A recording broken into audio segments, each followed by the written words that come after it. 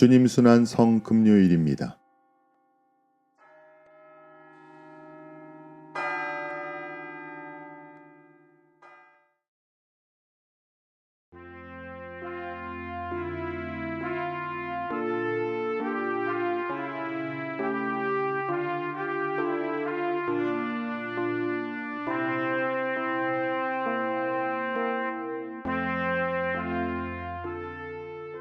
성부와 성자와 성령의 이름으로 아멘.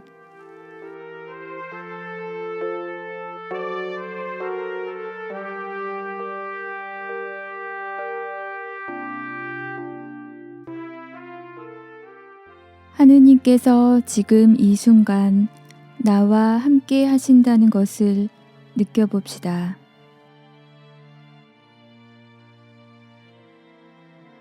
사랑하는 예수님, 오늘 저는 특별한 방법으로 당신에게 청합니다. 매번 저는 당신의 도움을 청합니다. 하지만 오늘 저는 그저 당신의 현존 안에 머물고 싶습니다. 제 마음이 당신의 사랑에 응답하게 해 주십시오.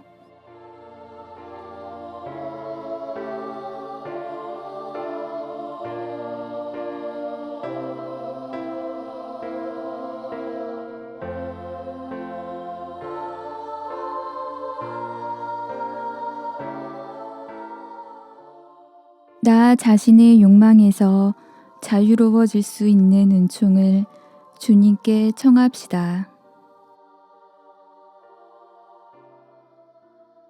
나는 자유롭습니다. 이 문장을 글에서 볼 때마다 어떠한 경이로움, 자유에 대한 놀라운 감정이 제 안에서 떠오르는 것 같습니다. 하느님께 감사를 드립니다.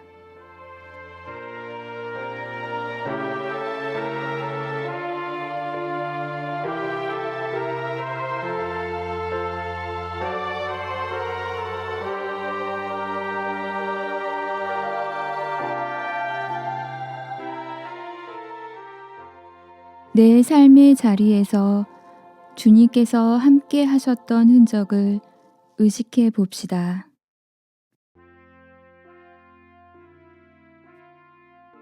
주님, 당신께서는 잠들어 쉴 수 있는 밤을 제게 주셨습니다.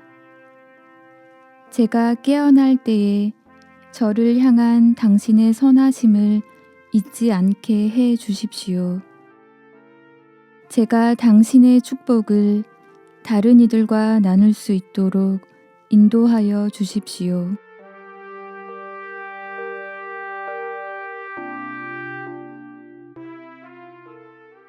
요한이 전한 우리 주 예수 그리스도의 순환기입니다. 그때 예수님께서는 제자들과 함께 키드론 골짜기 건너편으로 가셨다. 거기에 정원이 하나 있었는데 제자들과 함께 그곳에 들어가셨다. 예수님께서 제자들과 함께 여러 번 거기에 모이셨기 때문에 그분을 팔아넘길 유다도 그곳을 알고 있었다. 그래서 유다는 군대와 함께 수석 사제들과 바리사이들이 보낸 성전 경비병들을 데리고 그리로 갔다. 그들은 등불과 횃불과 무기를 들고 있었다. 예수님께서는 당신께 닥쳐오는 모든 일을 아시고 앞으로 나서시며 그들에게 물으셨다. 누구를 찾느냐? 그들이 대답하였다. 나자렛 사람 예수요. 예수님께서 말씀하셨다. 나다. 예수님을 팔아넘길 유다도 그들과 함께 서 있었다. 예수님께서 나다 하실 때 그들은 뒷걸음질 치다가 땅에 넘어졌다. 예수님께서 다시 물으셨다. 누구를 찾느냐? 그들이 대답하였다. 나자렛 사람 예수요. 예수님께서 말씀하셨다. 나다 하지 않았느냐? 너희가 나를 찾는다면 이 사람들은 가게 내버려 두어라.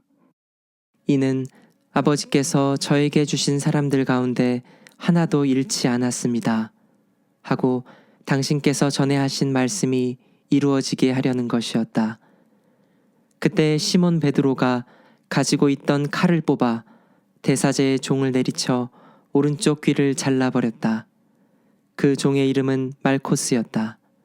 그러자 예수님께서 베드로에게 이르셨다. 그 칼을 칼집에 꽂아라.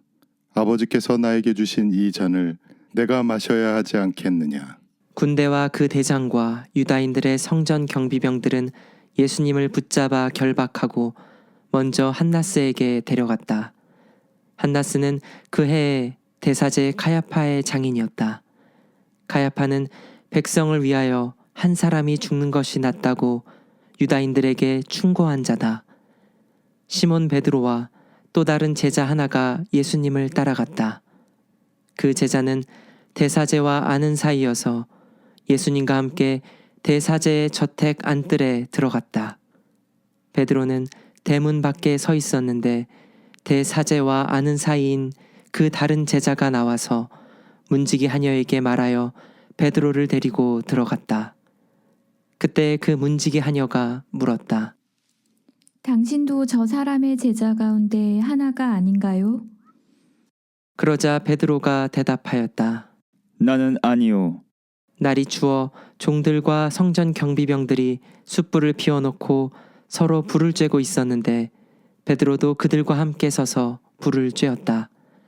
대사제는 예수님께 그분의 제자들과 가르침에 관하여 물었다. 예수님께서 그에게 대답하셨다. 나는 세상 사람들에게 드러내놓고 이야기하였다. 나는 언제나 모든 유다인이 모이는 회당과 성전에서 가르쳤다. 은밀히 이야기한 것은 하나도 없다.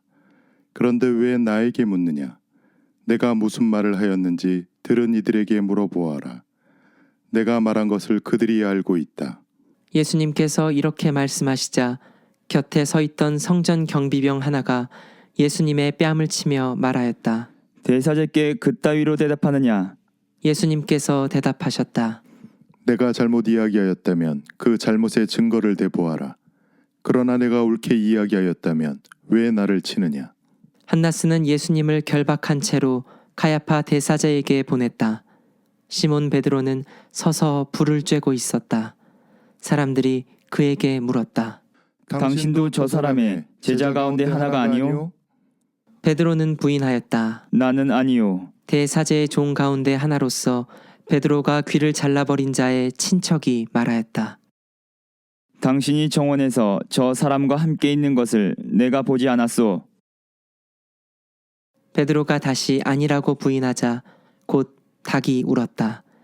사람들이 예수님을 카야파의 저택에서 총독 관저로 끌고 갔다.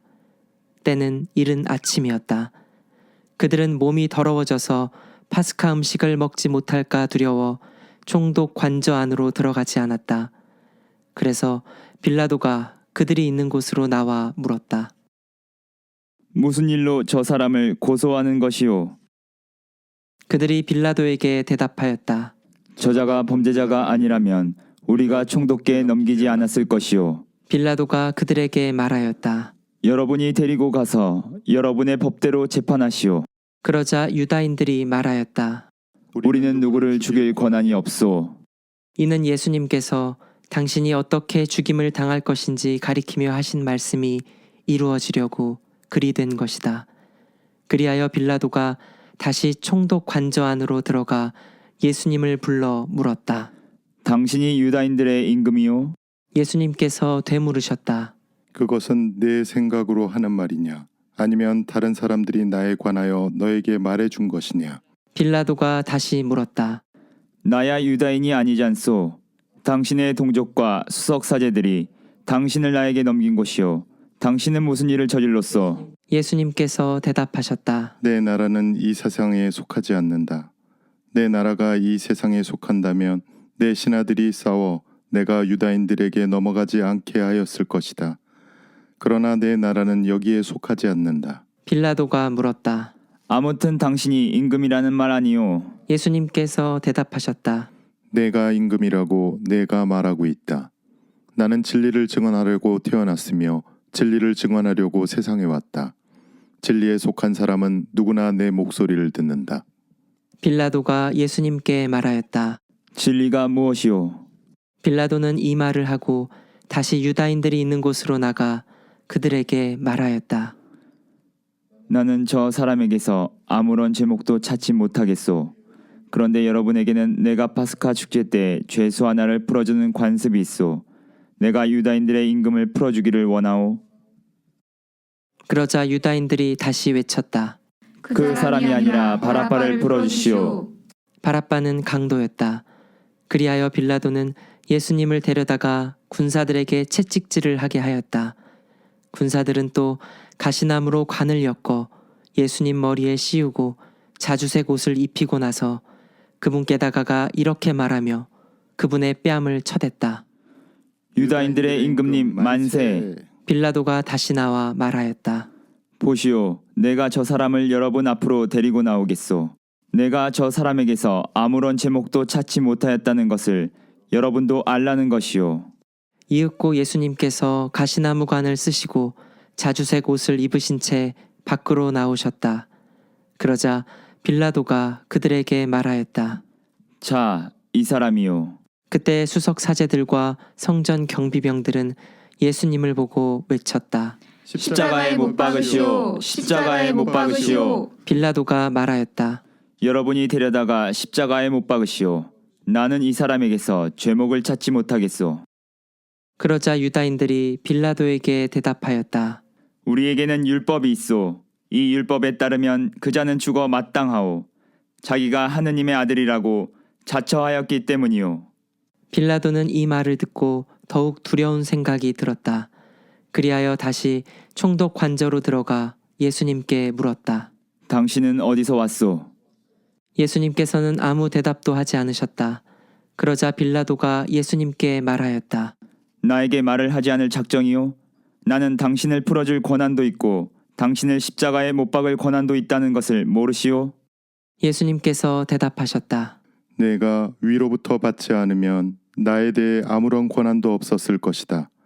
그러므로 나를 너에게 넘긴 자의 죄가 더 크다. 그때부터 빌라도는 예수님을 풀어줄 방도를 찾았다. 그러나 유다인들은 외쳤다. 그 사람을 풀어주면 총독께서는 황제의 친구가 아니오.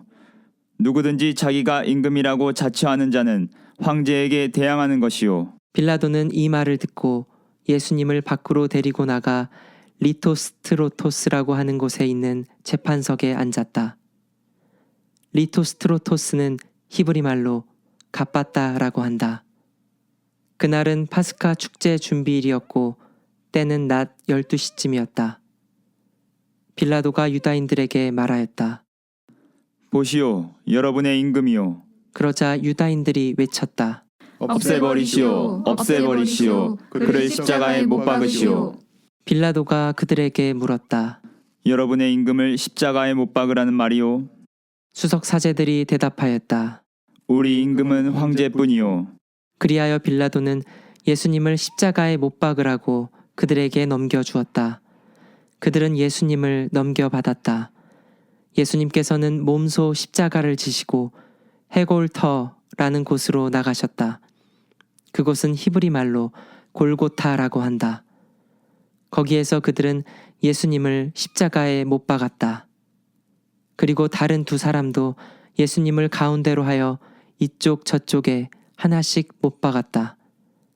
빌라도는 명패를 써서 십자가 위에 달게 하였는데 거기에는 유다인들의 임금 나자렛 사람 예수라고 쓰여 있었다. 예수님께서 십자가에 못 박히신 곳이 도성에서 가까웠기 때문에 많은 유다인이 그 명패를 읽게 되었다.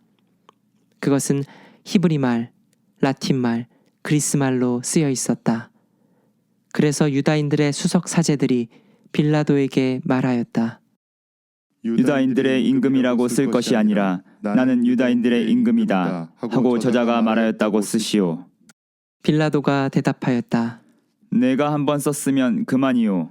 군사들은 예수님을 십자가에 못 박고 나서 그분의 옷을 가져다가 네 몫으로 나누어 저마다 한 몫씩 차지하였다. 속옷도 가져갔는데 그것은 솔기가 없이 위에서부터 통으로 짠 것이었다. 그래서 그들은 서로 말하였다. 이것은 찢지 말고 누구 차지가 될지 제비를 뽑자. 그들이 제 옷을 저희끼리 나누어 가지고 제 속옷을 놓고서는 제비를 뽑았습니다. 하신 성경 말씀이 이루어지려고 그리 된 것이다. 그래서 군사들이 그렇게 하였다.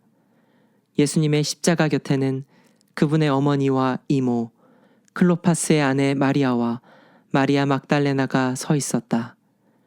예수님께서는 당신의 어머니와 그 곁에 선 사랑하시는 제자를 보시고 어머니에게 말씀하셨다. 여인이시여, 이 사람이 어머니의 아들입니다. 이어서 그 제자에게 말씀하셨다. 이분이 내 어머니시다. 그때부터 그 제자가 그분을 자기 집에 모셨다. 그 뒤에 이미 모든 일이 다 이루어졌음을 아신 예수님께서는 성경 말씀이 이루어지게 하시려고 말씀하셨다. 목마르다. 거기에는 신 포도주가 가득 담긴 그릇이 놓여 있었다. 그래서 사람들이 신 포도주를 듬뿍 적신 해면을 우슬초 가지에 꽂아 예수님의 입에 갖다 대었다. 예수님께서는 신 포도주를 드신 다음에 말씀하셨다. 다 이루어졌다. 이어서 고개를 숙이시며 숨을 거두셨다.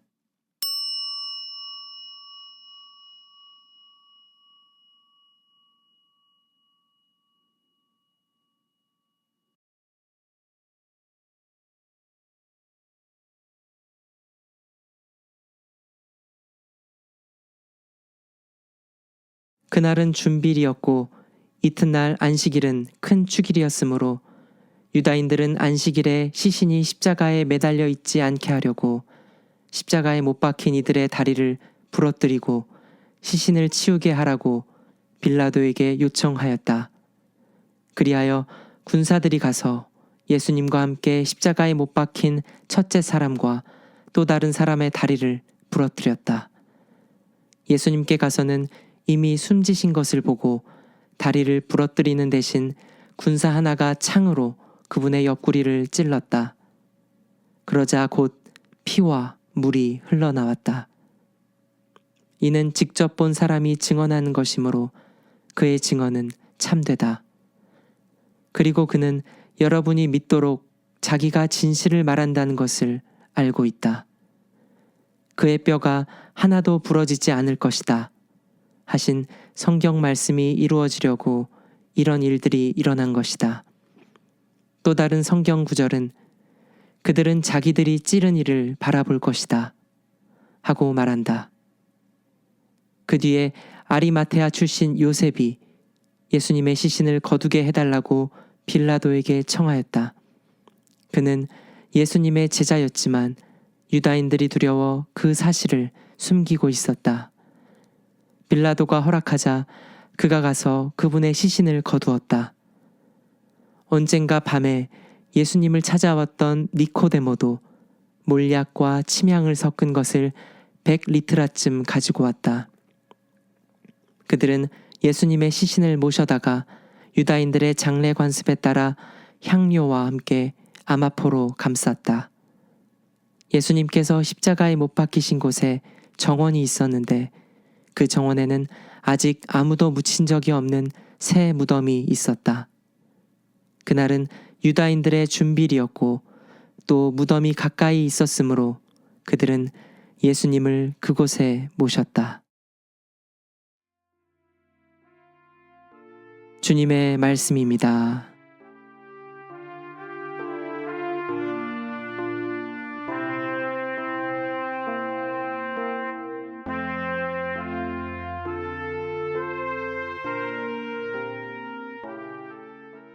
곁에 서 있던 성전 경비병 하나가 예수님의 뺨을 치며 말하였다. 대사제께 그따위로 대답하느냐? 베드로에게 예수의 일행이라는 손가락질을 하던 이도 하녀였다 하니 예수님을 따르는 이들은 모두 가난하고 예수님을 적대하던 이들은 모두 부자요 학식 있던 자들이라는 거친 이분법은 적어도 이 순간만큼은 거짓임에 분명합니다. 웅크리거나 허리를 펴고 살던 이거나간에 오늘 예수님은 사람 모두에게 파리처럼 아무것도 아닌 존재, 윙윙거리기를 이제 멈추었으면 싶은 존재입니다. 주님의 모든 복음을 기쁜 소식이 되도록 만드는 가장 중요한 사건이 복음이 아니라 비극이라는 것이 당혹스럽습니다. 슬픈 소식. 그러나 하느님이 사람에게 가장 가깝게 다가온 사건이기에 이 슬픔은 비록 복음이라 부를 수는 없으나 가장 애달픈 소식임에는 틀림없습니다. 결국 주님께서 아무것도 아닌 자가 되셨습니다. 잠시 묵상합시다.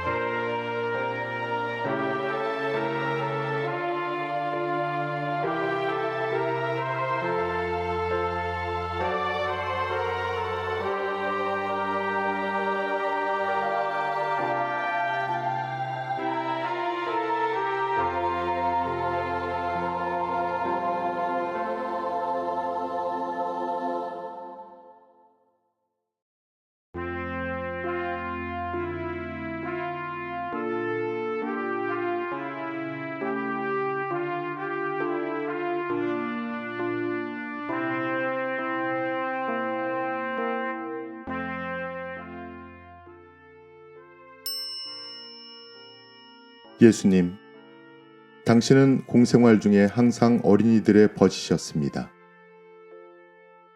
당신이 절대로 우리를 버리지 않으신다는 믿음을 갖고 살 수 있도록 어린이와 같은 믿음을 저희에게 알려주십시오.